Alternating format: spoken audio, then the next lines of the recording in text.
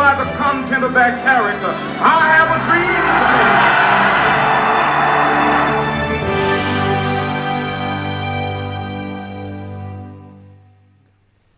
dream. The Americans for Democratic Action Education Fund was founded in 1947 by Eleanor Roosevelt, Hubert Humphrey, John Kenneth Galbraith, and Walter Reuther. Today, we work to promote awareness on issues of public policy through research and civic education. Our mission is to ensure that economic and social justice are the birthright of every American. Thank you so much for being here today. We are delighted to present the annual WWMD, or What Would Martin Do, event. Events like this happens only in partnership with a lot of good people. One of the comments that Michael J. Wilson said was one thing that he was certain of was that if Dr. King were at this event, there would be music. So it is really my pleasure and my honor to have this program begin with a couple of songs by Donald Lease. Please welcome him.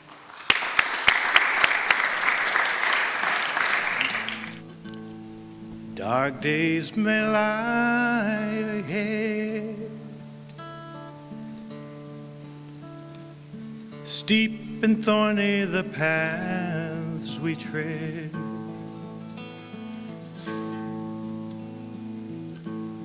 From tears to glory,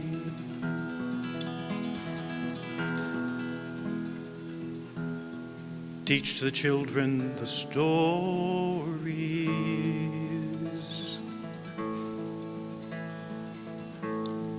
of the great ones who have come and gone and left us to sing their song.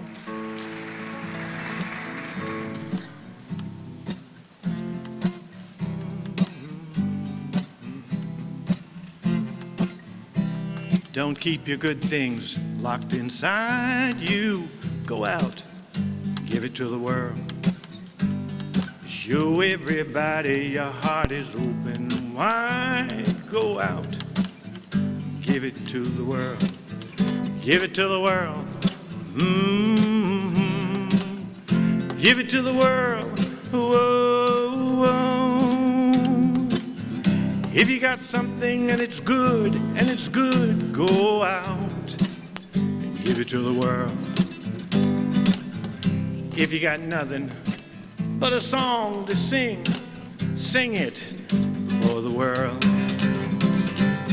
Think of all the pleasure your song might bring if you go out and you sing it for the world. Give it to the world.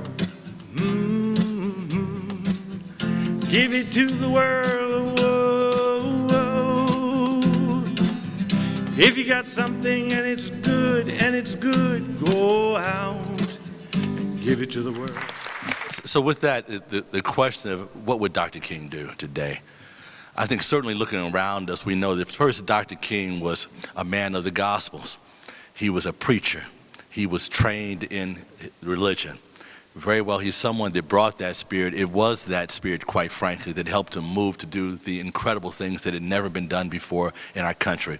We talk about programs of being able to educate our children. We've watched what's happened with Title I and the struggles to be able to make sure that even our public schools have what they need. But understanding in this day and age, if you don't have the resources to go to college and to go beyond, you're not going to do very much in our society. I think Dr. King would have understood and talked about how it is that it's taken so long to increase funding for important programs like the Pell Grant program. That under this administration, however, I think a glimmer of hope would have been in his eyes, and the thought that maybe they heard me. And as we talk about health care for all Americans, then a basic tenet of his Judeo-Christian background, making sure that everyone has health care, you take care of me when I'm sick. But the fight that we had to have, and then the ugliness that came out of that fight in our country, went against two very important tenets of Dr. King. So as we talk about those issues, I think Dr. King on one hand would be really disappointed that we've missed the points in so many places, but I think in many ways Dr. King would find hope in what we've done so far. that 2 years ago we proved that as a nation we could move beyond the color of one's skin and vote for them because of the content of their character, and we sent for the first time an African-American family to the White House. He would first remember that he was an unadorned civil servant, a servant of the people. And as a servant of the people, he promised to serve wherever opposed people needed his voice to speak out or his support to act on their behalf. He would then recall that he had traveled to Memphis, Tennessee to campaign for support of the strike for sanitation workers, looking for those things that we continue to look for today: job safety, better wages and benefits, and union recognition. It is the time to seek common ground and build upon the solid belief of the founding fathers of this country that all men and women are deemed equal and entitled to the inalienable rights of freedom. What would Martin do? Well, at 82, I think that he would probably log on to his website, www.wwmd.com, and he would send his blog. Today's title will probably be, "I Still Have a Dream." It's good to be with you, and panels can have surprises, new friends and reunion of old friends. Kathleen, very old and great friend. And, from my point of view, at 84 years, you're very young. When Don Leese was giving us song and music, I remember the first time I heard Harry Belafonte sing "Where Is My Friend Abraham?" How many of you heard him lead the singing of that? It was "Where is my friend Abraham?" And I won't give all the words. There weren't many words, but then long gone. Then the first time I heard him, it was "Where is my friend John?" And the next time I heard him sing it, it was "Where is my friend Abraham?" and "Where is my friend John?" and "Where is my friend Martin?" And the last time I heard him sing it, it was, he added, "My friend Robert."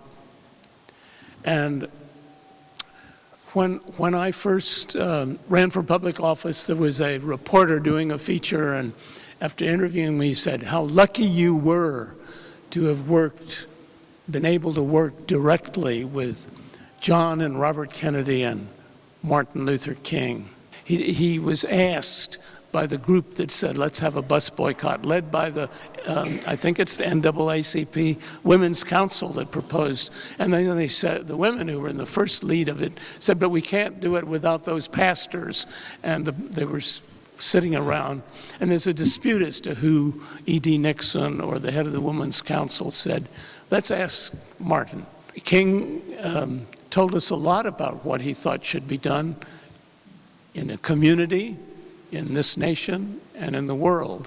In the community, the speech he gave the first night of the boycott should be reread, because he took a Gandhian idea that you've got to, on the other side of protest and civil disobedience, have constructive service and direct action on what you can do, along with the one side of the coin, protests up to civil disobedience, and the other, individual action and group action and social invention and community service. And lastly, the world, because he risked a lot in taking on the Vietnam War.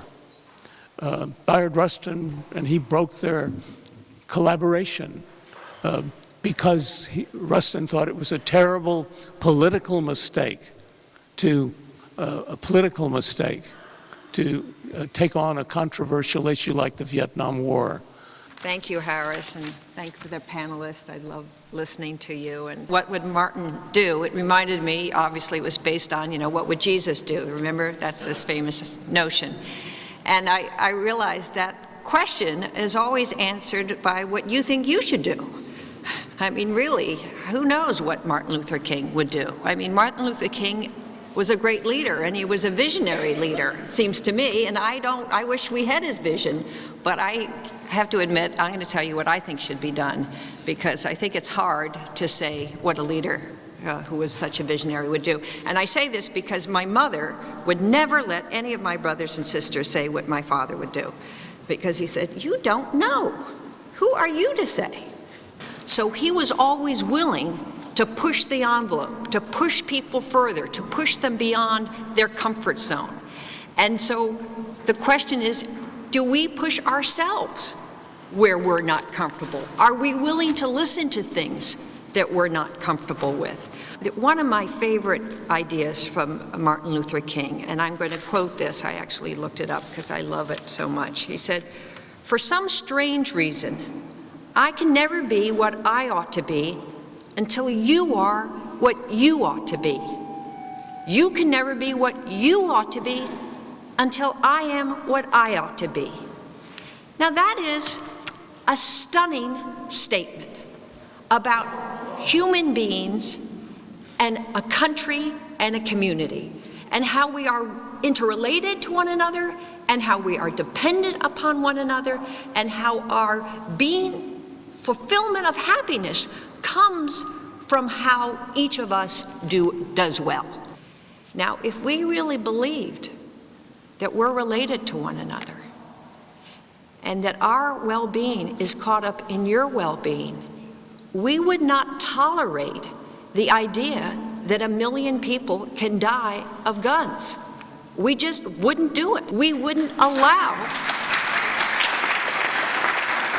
It's pretty straightforward, which means you have to go out into the districts, you have to go register people, you got to use the new technologies to get them to the polls, you got to get them to know what's going on, whether it's the repeal of health care, or whether it's a fair tax system, or whether you're going to have make sure that there's an excellent education system. I mean, you got to organize, and get people to vote.